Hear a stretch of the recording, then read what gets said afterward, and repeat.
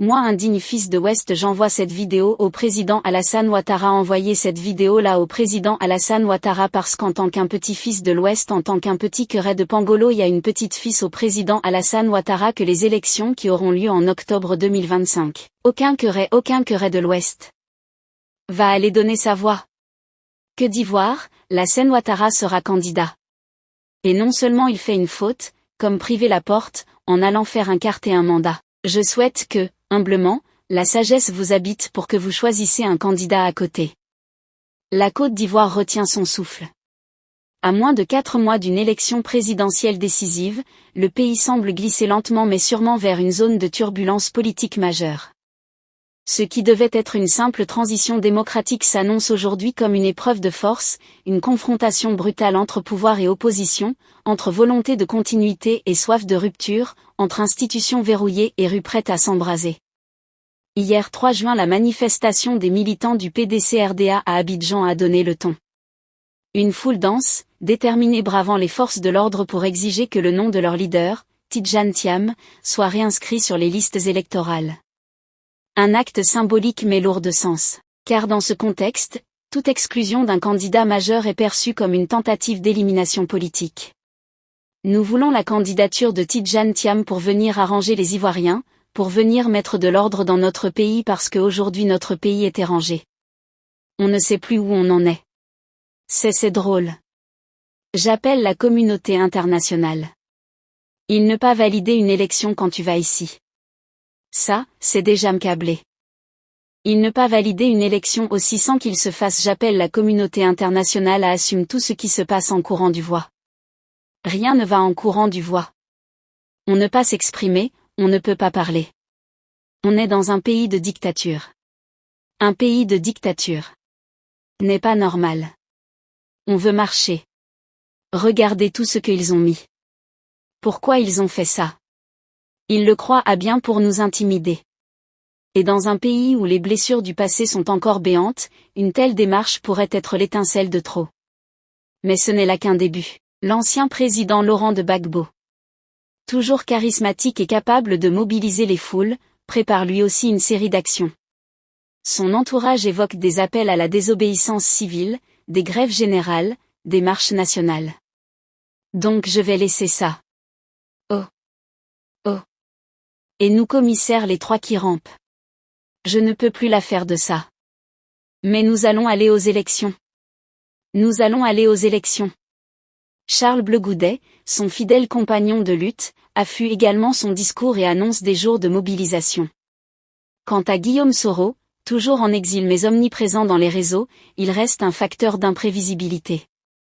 Son retour dans le paysage politique ivoirien, même symbolique, suffit à faire monter la pression. Charles Bleu Goudet n'a pas hésité à interpeller le peuple pour une mobilisation massive. Mais vers la fin, c'est le BG qui a tué le bouton. Le BGCYRDN n'est pas un danger. COJAB n'est pas un danger. Le FPI n'est pas un danger. L'URD n'est pas un danger. Tous nous sommes pas un danger pour la Côte d'Ivoire. Ne regardez pas loin. Ceux que vous avez nourris tous les matins, regardez-les. Le danger est là. Nous c'est quoi qu'on demande? C'est qu'on s'asseigne pour discuter. Voilà ce que nous demandons. Nous ne voulons plus de morts dans ce pays. Parce que c'est le pays tout faux à poignets. Au-delà des frontières de la Côte d'Ivoire, l'histoire nous enseigne que Houphouët-Boigny est à la main de régler des conflits hors de la Côte d'Ivoire. Le bout d'une infarction et le Mali se sont affrontés d'abord en 1914. Ensuite, en décembre 1984, se sont affrontés. Mais le 17 janvier 1985, Houphouët-Boigny a convoqué Thomas Sankara et Moussa Traoré à Yamoussoukro. Et c'était Yamoussoukro, la terre d'Houphouët-Boigny. Que les 2 pays voisins, le Burkina et le Mali, se sont recoursés. C'est dans ce pays-là que nous sommes. C'est dans ce pays-là que nous sommes. C'est pourquoi je suis venu vous voir, pour que chacun de vous se mobilise. Vous devrez vous retrouver au lieu que je vais indiquer le premier. Devant toute la presse, cette fois-ci, quelqu'un va passer sa vie de parlante pour indiquer le président. On va voir quelle est dans vous tous. Je tue. Qui les Ivoiriens ont réellement choisi. La machine à transformer qui transforme les résultats là. On ne pas de ça. Ces trois figures, aux trajectoires différentes mais à l'ambition commune, pourraient très bien unir leurs forces dans un front de contestation inédit. Dans ce climat de tension, la question centrale reste celle-ci. Alassane Ouattara sera-t-il candidat à un 4e mandat? L'ombre de cette décision plane sur toute la scène politique.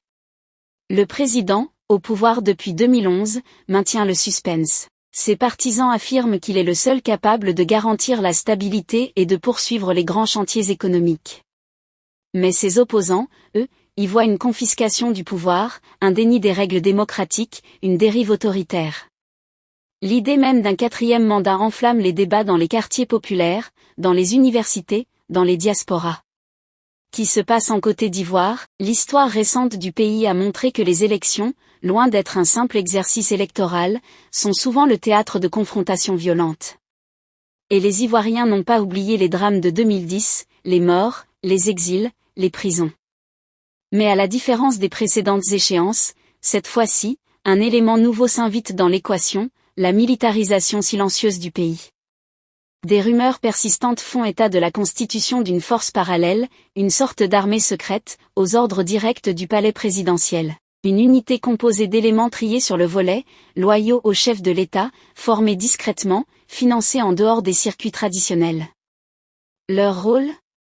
Neutraliser rapidement toute tentative de soulèvement populaire. Réprimer, frapper, dissuader une telle structure, si elle existe réellement, constitue une menace grave pour la démocratie.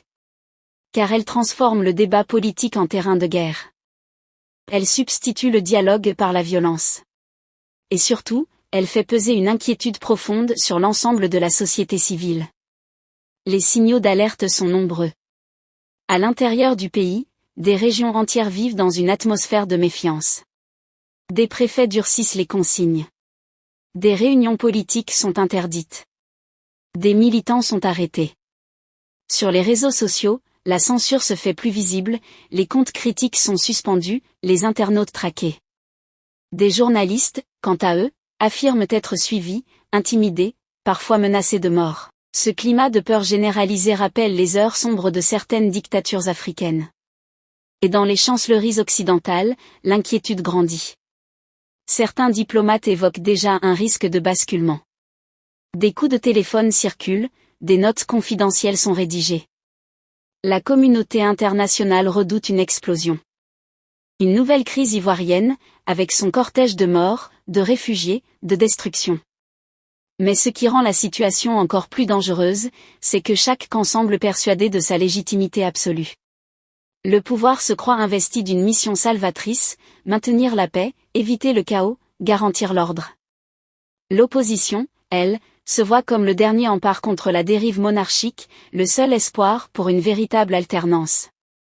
Entre ces deux visions, aucun pont, aucun compromis, aucune volonté d'écoute. Et pendant ce temps, la population attend. Les jeunes, majoritaires dans le pays, désabusés mais toujours mobilisables.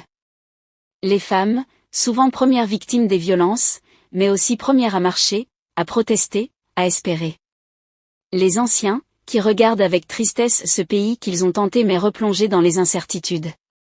Dans les coulisses du pouvoir, certains ministres même commencent à douter. Ils murmurent leur malaise, craignent les conséquences d'un passage en force. Car un 4e mandat, même s'il est constitutionnellement justifié, risque de briser l'équilibre fragile entre les communautés, de rouvrir les plaies ethniques, de relancer les renseignements enfouis. Et c'est tout le modèle ivoirien qui vacille. Celui d'un pays qui, malgré tout, sut reconstruire son économie, attirer les investisseurs, développer ses infrastructures. Mais à quoi bon les ponts, les routes, les gratte-ciels? Si le cœur de la nation bat au rythme de la peur, le compte à rebours est lancé. Chaque jour qui passe rapproche le pays d'un point de non-retour. Les prochaines semaines seront décisives. La manière dont le pouvoir va répondre aux revendications du PDCI. Le positionnement de Laurent Gbagbo. La réapparition éventuelle de Guillaume Soros. Les mouvements de l'armée. Les réactions de la CEDEAO, de l'Union africaine, de la France. Tout peut basculer. En bien comme en mal. Mais il n'est pas trop tard. Il reste encore une fenêtre, une petite, pour éviter le pire. Elle passe par le dialogue. Par la transparence. Par la volonté d'écouter ceux qu'on a trop longtemps ignorés. Et surtout, par le respect scrupuleux des règles démocratiques. Car une élection truquée, une opposition bâillonnée, une armée dévoyée, tout cela ne mène qu'à une seule issue, le chaos. Et personne, absolument personne, n'en sortirait indemne. Que pensez-vous de cette situation? Laissez votre avis en commentaire. Si vous avez trouvé la vidéo intéressante, cliquez sur j'aime et partagez à vos amis.